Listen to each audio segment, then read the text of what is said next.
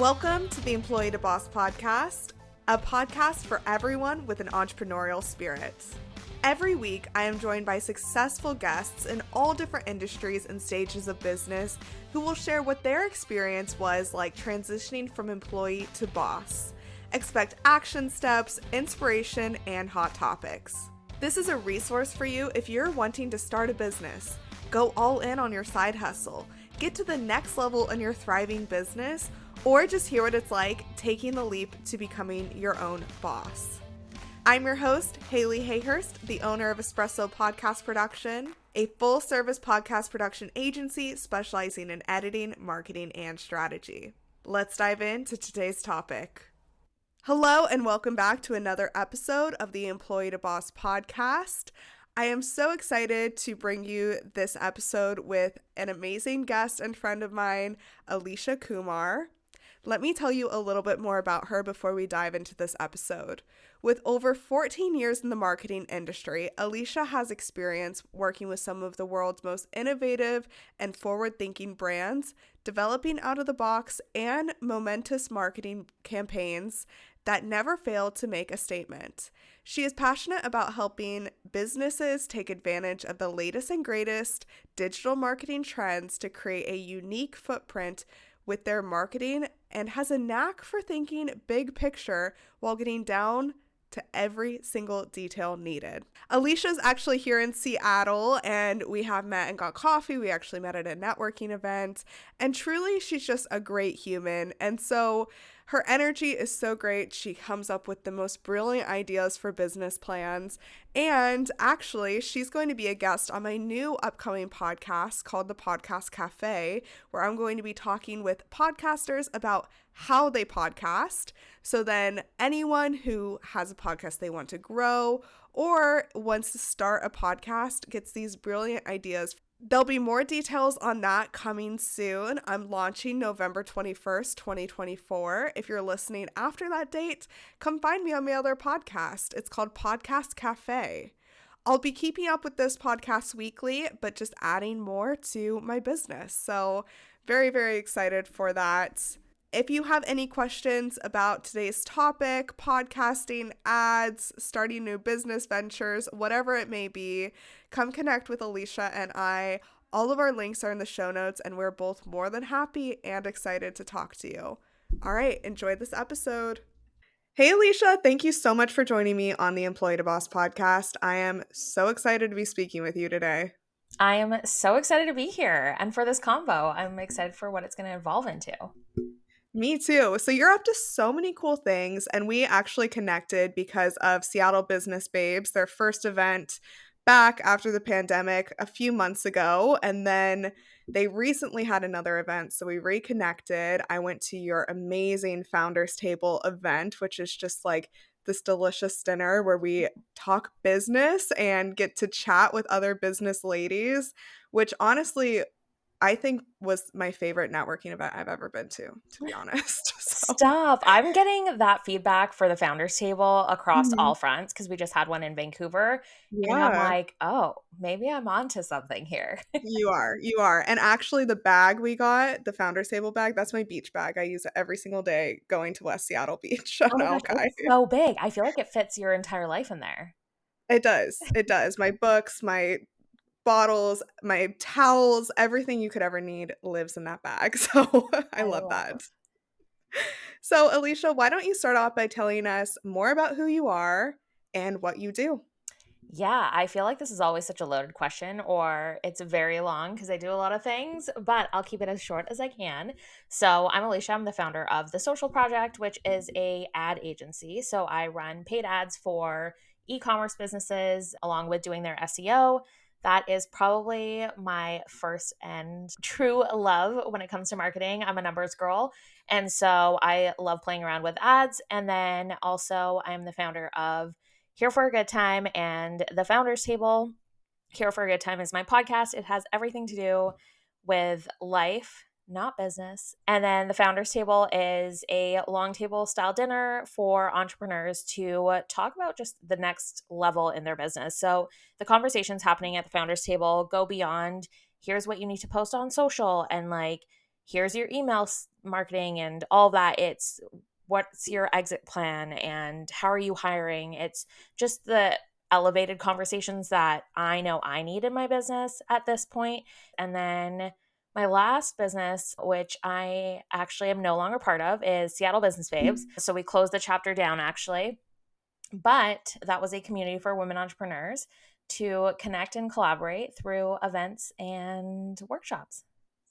Very cool. You do so many things, and I'd love it if you could share your journey from employee to boss. So, how did you get to I feel like everything you do is connected, but you're so multi-passionate that I'm just Mhm. so excited to hear how you got here. Yeah, of course. So I've been in marketing. It's going to be 15 years this year, which is so crazy. So I started when I was 20 with beverage brands, so Smirnoff, Bacardi, all of those guys. Did that for a bit, went into sports marketing for a few years. So I've always been in the marketing role. However, I went to school for political science. So I actually wanted to go to law school and was studying to Mm. go to law school up until 2017. I was at that time dating somebody here in Seattle who owned quite a few gyms and jujitsu studios. And so that kind of opened up the world for of entrepreneurship for me. Entrepreneurship was never a thing in my family. Success to my parents who are immigrants look like becoming a doctor, a lawyer, dentist, anything in that realm. And I don't blame them at all because that's all they've known as well. And so, yeah, just going a different route and this world of entrepreneurship and being your own boss was open to me. And I was like, oh, let me see what this can look like. And so, my then partner and I, we went to an event and I remember walking out of the event. It was mainly for him because he was the business owner. I just tagged along. But it was a 12-hour day. And I remember walking out of there being like, I am never working for anybody but myself. And so Mm. he actually helped me realize that it was marketing that I really enjoyed. And I was doing all of his marketing for his gyms and studios. And so, yeah, that's kind of where the social project came to be and started my own agency. I was still working a 9 to 5. I was in an HR role at the time. So weird, so random. Those skills, though, that I learned in the HR role helped me afterwards when I did have a team, which I Mhm. dissolved, and happy to talk about that after. Yeah.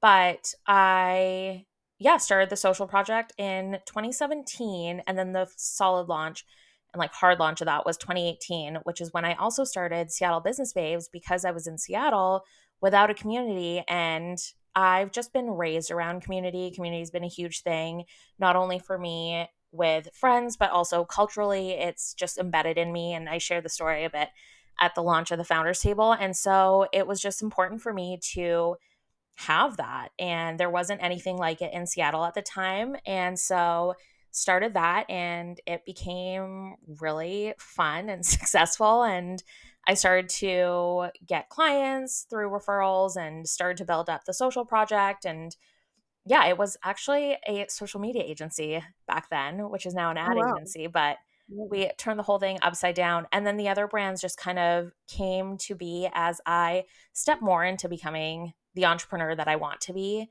There's so many Mhm. facets of everybody, including myself, aside from being a business owner. And a lot of that has to do with being the friend that I love being and gathering people and having conversations around dating and relationships because mine's a disaster and people relate to those things. And so I was like, let me create Here for a Good Time because it's kind of embedded in like who I am. I am here for a good time and I think we all are. And so it's been fun. Yeah, I love that, and I do think people are put in our lives for different reasons, and maybe Mhm. his was to introduce you to this whole world of entrepreneurship. And honestly, I've only known you as an entrepreneur, but I could not imagine you doing anything else. And so, like, that is just I think you found your calling, which is amazing. Right? I could not imagine being a lawyer. I know there's so many lawyers who are entrepreneurs now and Mhm. summer Yeah. friends, but I'm like, that is just so not me. Like, I just don't take anything seriously. So, yeah, creating ads and like pushing the status quo in any sort of area is just where I'm supposed to land. Yeah. Yeah, you're just so good at what you do, and so I love that journey that you went on to get where you are. So I'm curious, I know that you did build a team at one point, but I'm curious before then, at what point did you decide you wanted to have a team? Like, how many clients did you have? What was the point where you were at that pivotal decision? Yeah, it's so funny because I feel like everybody talks about, oh, I started hiring when I hit a certain threshold of clients or when I started hitting certain numbers. However, I hired before I needed to, I think. A lot of that, I think, was conditioned, and I spoke about this on the panel at the last event, is I think as entrepreneurs we're conditioned to build a business that we've already seen other people do, and so that is a path that we need to take. So I was looking up to the Gary Vaynerchuks of the world who have 100 200 people agencies, and at that time that's actually what I thought I wanted. And so I was like, okay, let me just start building this. I don't care if I have to pay myself or not. Like, I have savings saved up. And so hired before I was ready, and it just kind of grew from there. But a lot of that I didn't know, or I didn't realize at the time, had to do with me just not wanting to manage social. And it wasn't really what I really love doing. I do love the strategy aspect of it. I can look at any brand and I will stand on this and tell you exactly what you need to do, where you need to do it, and how you're going to do it. And then you need to execute. I'm not the executing person. I love being behind the scenes, which is why I love ads so much, is because I don't need to be in front of anything and be, I don't know, engaging and doing all of those things. But I think a lot of it had to do with me just not liking social media management. And so I was like, okay, if I hire a team and they have to do this, I can just focus on the other things. And so that's what started happening. And then I became an operations person. So Hmm. it was, yeah, the type A Virgo in me thought I loved operations as well.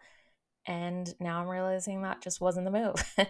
Yeah. How long were you doing that before you decided to stop the whole social media side? Yeah, I did that for 5 years. Yeah, Okay. because it stopped, dissolved my team last year. So 2023 was when I finally just let everybody go, let clients go, and transition into ads.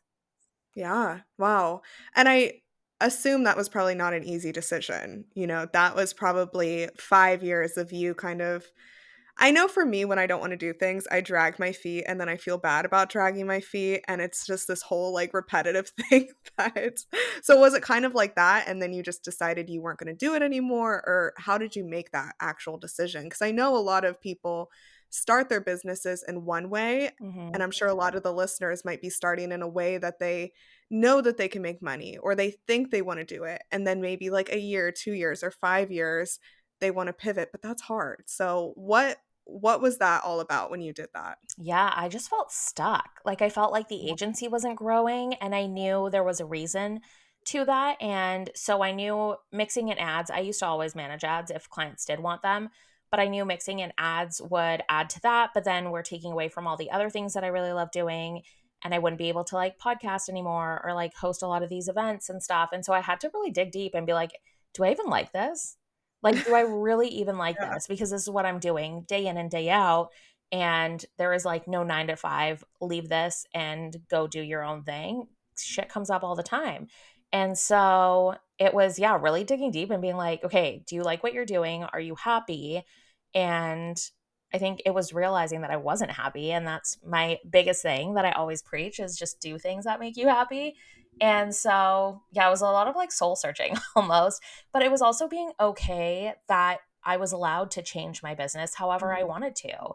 I could have changed it into like digital products if I wanted to and be totally fine with that. But I'm such a done for you girly. So I knew I still wanted to stay in that realm.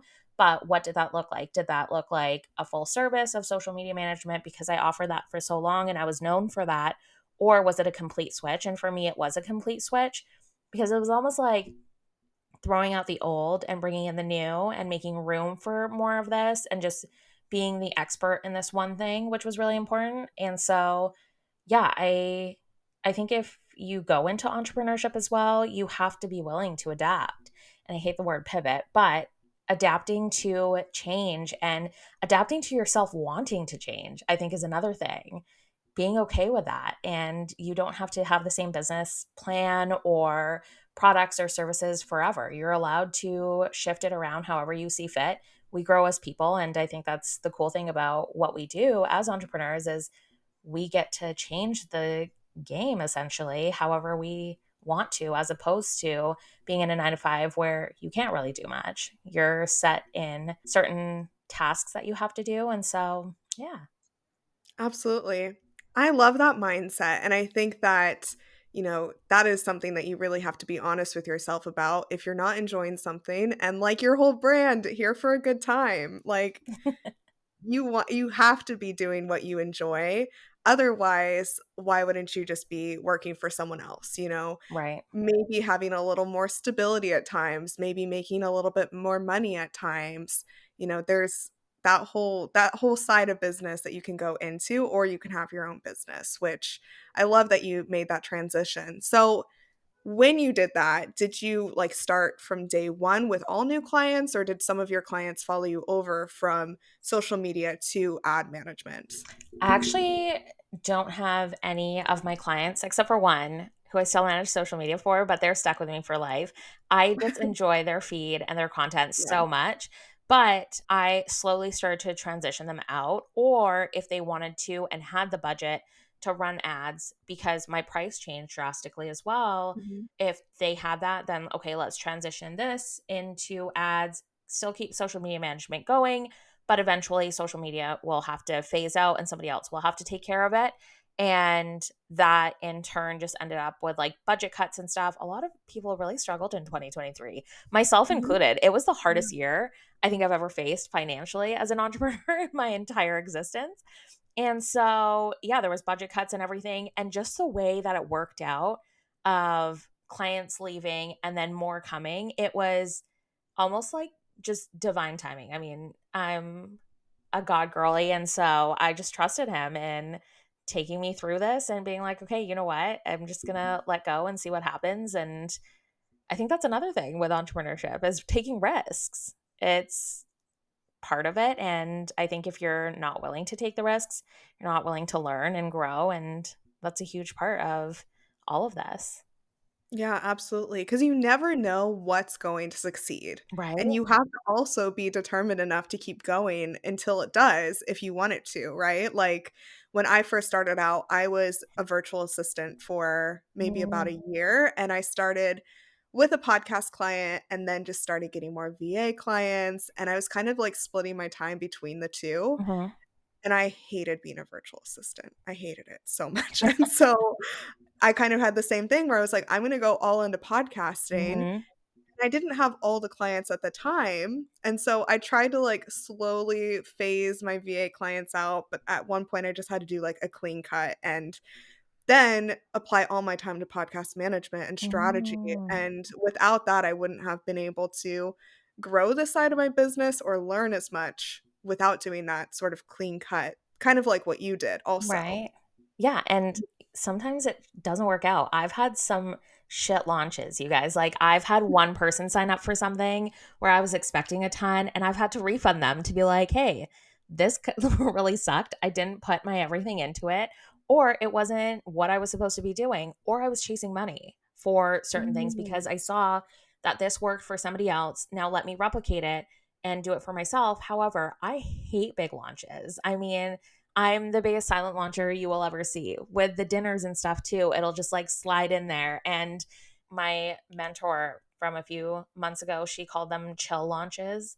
I And love. it's just like, that's who I was. And I wasn't this big flashy launcher. And anytime I tried to do anything like that, it would just absolutely bomb. And I was like, what is going on here? However, I've had really successful launches doing the same thing. Your environment changes, the audience online changes. So also listening to that as well and figuring out what's going on is Yeah. important too. Yeah, let's switch over to talking about the founders table because there's so Mhm. much here, and I'd love to hear how you launched it with this chill launch because I do feel like it came out of nowhere, and then I was obsessed with it, and then I attended, and now I see it everywhere. And so, tell us more about that. Yeah, so the founders table came into play, I would say last year. It actually started off as a mastermind extension of myself. And so it started as a mastermind. That one was one of my shit launches, by the way. I actually partnered with a friend who is now an influencer, amazing. She's still one of my closest friends. We tried to launch this thing together. However, it was just like bringing two worlds together that didn't even make sense. Mm. And so I took a step back and then she obviously started doing her own thing. However, the name was stuck with me and I was like, okay, how am I going to evolve this into something that really feels good and feels like myself? And what does this new almost like era of business for me look like? And I am in my 6th year. However, it almost feels like I'm also in my 1st year with these new businesses. Like Founders Table is at this point 2 months old, which is so crazy to me. And so I was like, okay, I love gathering people. I love community. It's something that I have been known for the last 6 years. And so, how do I bring that together with people growing their business intentionally and having conversations that we typically don't see at events? A lot of these events, and we need these events of like panels of how to post online and where to post and Instagram algorithm myths and all of that, and whatever else you need to know in the first few years of your business. There's so many out there, and I love referring people to different events going on. However, I needed that next step in my business of like, okay, what do exit plans look like? How are we selling businesses? How are we hiring? What are launches looking like now when you're at that multi 6 or 7 figure range, finding suppliers for products? Like the conversations that I'm hearing at the different dinners that are taking place are just beyond like posting and email marketing and stuff like that. And so it was what I needed in this phase of business and this, I guess, life of Yeah. business. And so I was like, okay, let me bring that into play as well in here. And then I just love gathering people over food. It's been something that's instilled in us in our entire lives. And we used to spend our summers out in Fiji because my parents are from there. And so every night in their like little village, there was 7 houses, and every night one of them would be hosting dinner. So we'd all go and gather there and do dinner and share stories. And I think that was so deeply rooted in who I was. And so that was another aspect to it because I was like, what better way to do this than oversharing food? I think it's such a love language as well, and such a way to bring strangers together. You have, whether you're talking about the food and it leads into your business, is just some sort of conversation starter as well. And so, yeah, that's kind of where it started. And so I was like, okay, let me run with this. I also don't like being locked into contracts. I've been locked into like year-long contracts for masterminds where I don't need it for that long. And when I have a business question, I need it to be answered like yesterday. And Hmm. so these rooms are created. We're already all in the room as entrepreneurs. And so just making sure that I was pulling up a seat to the table for everybody was super important to me as well. And so that's what we've started to do. And yeah, it's really cool to see just the different entrepreneurs who are coming and pulling up a seat at the founders table. It's been really exciting, and to see them bring their expertise along with being open to feedback and growth has been really rewarding.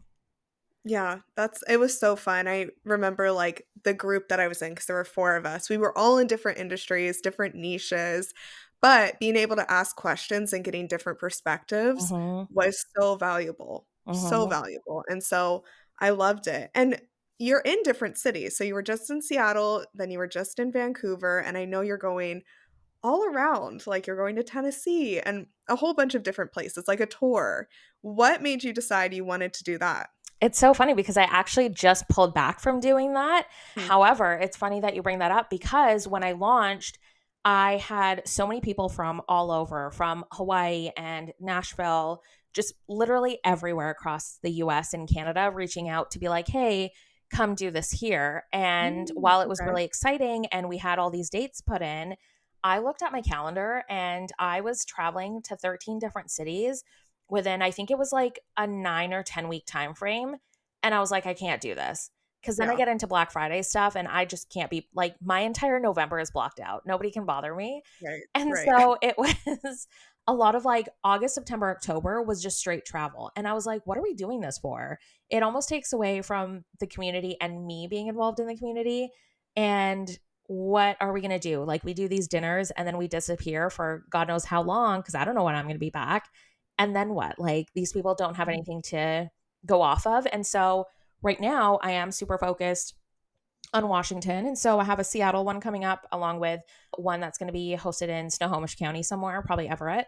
And just focusing on building the community here in Washington, figuring out what this looks like, and really nailing down a system of how are we like what are we doing with this? And how are we building this community? How are we giving back? Washington's home at this point, even though I'm from Vancouver. So that's why I did the Vancouver one, was because it is technically home. I was born and raised there. And so that's where my business essentially started. But yeah, I think we're just taking a step back and figuring out, what does this look like? How can we give back to the entrepreneurs in Washington? There's nothing like this here. And I don't know, selfishly, I just want to hang out with No, I all the love that. people again, right? I love that. And I love how you're listening to yourself as you're growing these. And so you're listening to your intuition and what's going to work best Mhm, and where it's going to take you, because that can be so hard when you set dates and then you're like, actually, this doesn't feel right anymore. And so there's a lot for listeners to take just from these life lessons that you are learning that then mhm, now you're teaching, which I love you sharing these. Thank you so much. And I love networking where I get to see people like multiple times. So focusing on Washington is honestly such a good idea, because when you were talking about your family being from Fiji and having these dinner parties every night or just gatherings, it made me think like Seattle needs that, because we are mm, some antisocial people here. I'm very social and I like to go out, and like I could be out 7 nights a week getting dinner with different friends and be completely fine. But I know a lot of people here are like, no, I need to be home alone at least 4 or 5 nights out of the week. So right? I love that. I'm I an love introvert. that. As much as people will probably be like, there's no way, I am so introverted. And I will say this time and time again, I'll host an event and I'll go into hiding for like 48 hours, won't even Oh answer my my gosh. phone or anything because it Yeah. drains me. However, I love it so much. But kind of going back to Mhm. the cities and launching, I think it's so easy when you first start as an entrepreneur or any sort of business, even if you have been an entrepreneur your entire life, it's so easy to chase that shiny object that Yeah. everybody's kind of dangling in front of you. And just always staying true to yourself, I think, is so important. So yeah, that's probably a little nugget, is just being true to who you are and what you want is so, so important. Absolutely. It really is. And that takes me to the next part of your business and life is the podcast. So Mhm. it's so interesting to me because I love the podcast that you have. I love how you talk about your life, dating, all the things that come along with it. And at the last event, the Seattle Business Babes, you actually had a phone where people could Mhm. pick it up, leave you a message, and you answer on the next podcast episode, which I thought was such a brilliant idea. And I absolutely love that. So tell us more about the podcast and why you started it, and maybe why you didn't start a business one, but a life one. Yeah, I feel like I talk about business 24/7. Any sort Mhm. of even dinners that I go to, because as you become an entrepreneur, I feel like your friend group becomes entrepreneurs as well, Yeah. or you're just in that community all the time. And like I said earlier, there's so much more to me, and I am in this process of figuring out what dating looks like as a 35-year-old, which is so weird because it's just a weird time to be in. And there's also not a lot of South Asian women talking about dating or taboo topics like I do. And so I was like, okay, if I bring these stories to like maybe more people in my community and other communities will feel safer to talk about these things or even send me questions or have these conversations wherever they are and know that we're literally all just humans going through the same shit. But there's like no safe community to talk about it. And so I was like, okay, let me give her and start the podcast. My parents still don't know about it. They kind of know about it, but they don't know what the podcast is about. And I feel like I'd be Yeah. mortified because I also talk about Mhm. like my childhood trauma, which I feel like is so similar across millennials.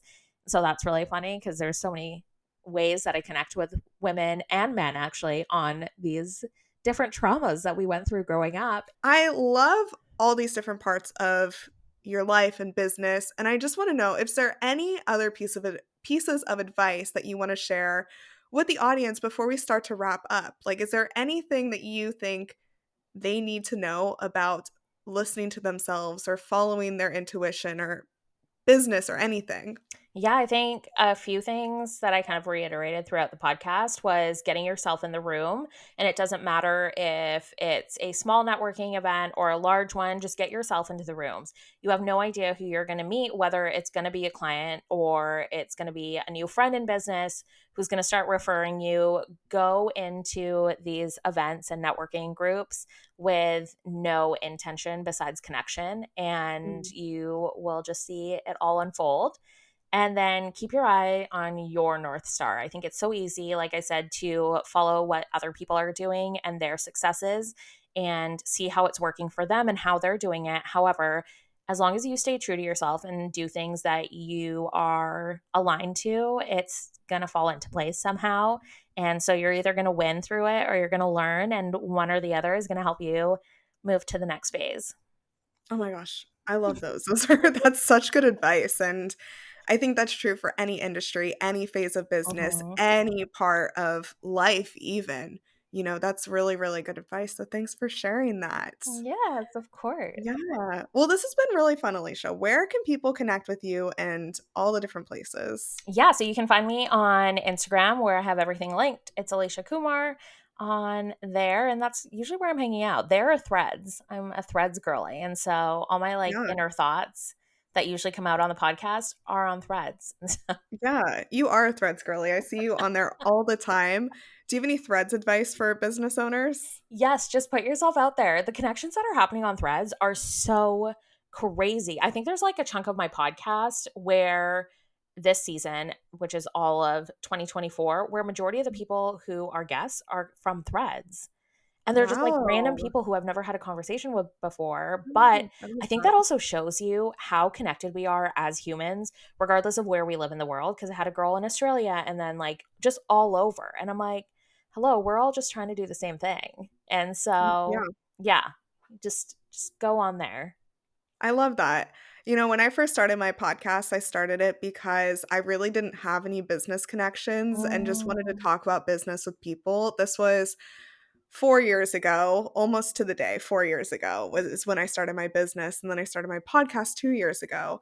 And I really casted a wide net. I was talking to everyone everywhere. And mhm, then about season 2, I think, I kind of reeled it in a little bit and wanted to build the connections that I already had. mm. So, second conversations, third conversations, and now I've been meeting way more people in Seattle or just the PNW. And so a lot of my upcoming episodes are all gals that I've met networking. And I I love that. love that so much. Yeah, we really do have such a special group of entrepreneurs out Mhm. here in the PNW, and that goes from, I mean, BC all the way down to Oregon. Yeah. And so, yeah, I think it's just really cool. All these little groups that are being formed everywhere and all the connections that are happening and collaborations that I'm seeing happen is so fun. Yeah, I agree. I agree. So, Alicia, the way that I start to wrap up every single episode is by asking you, what are 3 things that you want to challenge the audience with today? So instead of the episode just being turned off and them going to the next or whatever it may be, I really like to give people a next step to make that action, because Mm, sometimes taking the action is the hardest part of right? all of this. So, how would you like to challenge the audience with 3 things this week? Yes. So I'm a community builder and connector. And so I will challenge you to connect with 5 people within the next 5 days. So go follow them on social and connect with them on some of their content. Don't just do the like, oh, I love your dress sort of thing. Like really Mhm. read the captions and figure out what they do and go creep their websites, connect with them on a deeper level. So go connect with 5 people on there. And then I would say take that conversation out of the DM somehow and either meet for coffee if they're local or do a virtual coffee chat and just really build that connection. Don't have any intentions of getting a sale or anything like that. Just meet somebody. And then my third one would be to, this is not business related so much, but it is because I feel like as business owners, we forget that we're humans, is take a step aside from your business and go do something else. Go like, I don't know, go take some sort of lesson or go do a paint and sip or do something outside of business and clear your mind and then come back to business with fresh ideas. And yeah. Yeah, maybe do something you've never done before. Maybe it's on your list. Or Right? I know when I moved over here to West Seattle, I want to spend every sunny day at the beach. Mhm. And I'm like, why can't I? Like, Yeah. why can't? So I have been. I love it. So, I yeah, know. Or sometimes we're just like so laser focused on like getting this task done. And I'm like, yeah. girl, just go touch some grass, Alicia. Like get outside. Congrats. Yes. You're you're gonna be okay if you don't figure what this is or what this is in the next like 5 minutes. So yeah, just go do something. Very cool. Oh my gosh, I love that. I've loved this episode and everything that you've shared. So I just really want to thank you for sharing your story and all your tips today. Thanks for having me. I had so much fun with you. Yes, thank you.